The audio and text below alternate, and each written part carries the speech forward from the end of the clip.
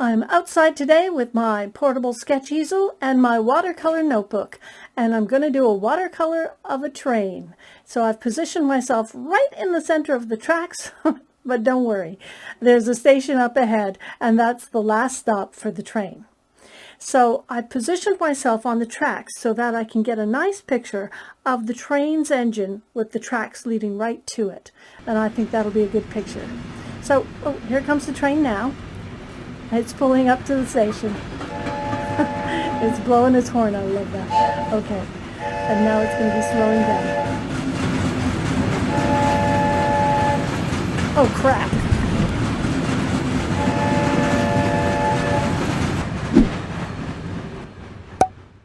I found this reference picture for the watercolor, but I wanted to make it a little bit brighter. So I started off with a very light Prussian blue wash, and then for the trees on the side that are in shadow, I did a mixture of Prussian blue and raw umber. I wanted the brush strokes to be free, but at the same time move in the direction that the trees would grow. I'm using a limited palette. Aside from the Prussian blue and raw umber, I will be using some Payne's gray, lemon yellow, cadmium red pale hue, and white. Here I've lightened the Prussian blue with some white, and I'm using that as the reflections on the snow. I used some deeper blue for the shadows and a raw umber wash to create some of the shadows and dirt showing through the snow. I mixed Payne gray and a little bit of the raw umber for the smoke coming from the smokestack, and lemon yellow around the light. After that, I go back in with the raw umber, using a rigger brush and drawing in some of the twigs and brush that's growing through the snow.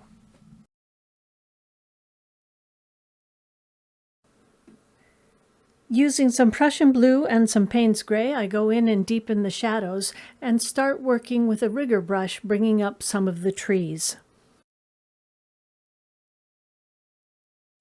I then move on to the tracks. I don't want to put all the cross ties on the tracks, but I do want to hint that some of them are coming through the snow. It's important to make sure that the tracks are leading straight towards the train, and actually, if you were to draw them with a ruler, they would meet right up where the light is. After I've got the tracks in, I start painting in the train. Now the silhouette of the train, I start from the outside and I work in towards the light, never actually getting all the way in there. It's important to keep the outside silhouette with a little bit of detail because that's what will make it look like a train. On the outside of the light is where I use the cadmium red pale hue. And you just want that orange to sort of bleed out from the yellow into the black.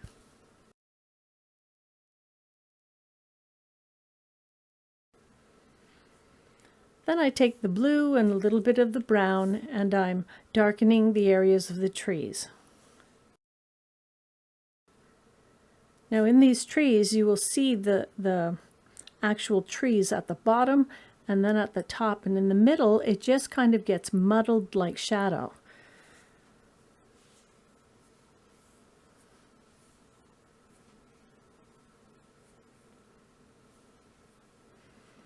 As things go in the distance, they get paler and paler, so I want to make sure that as the trees go down the track, it's just a little bit of a wash, whereas the trees closer, you want them to be darker.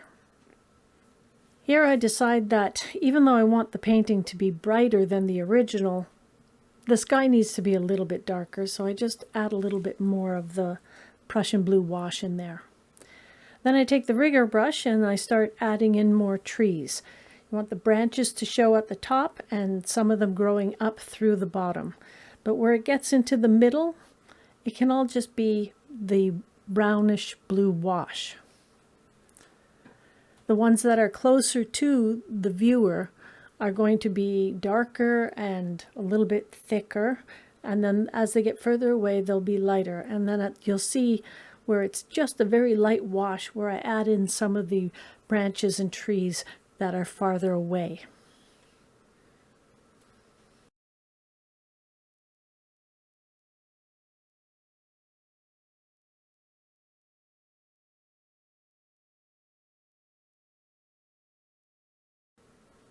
See, it's just a very light wash with the branches for the ones that are further away. Want a little more detail in the smoke. And now I'm just using a flat brush with very watered down white and spraying on just splatters of snow. But it's coming out too light, so I end up going back with the rigger brush and actually putting little dots of snow. The trick to this is to move around the paper so that you don't create a pattern. And with a little bit of snow trim on the train, the painting is finished. You can support my channel by subscribing so YouTube will share my videos with more people. If you enjoyed this video, please give it a thumbs up. And if you ring that bell, you'll be notified every time I post a video. Thank you for watching.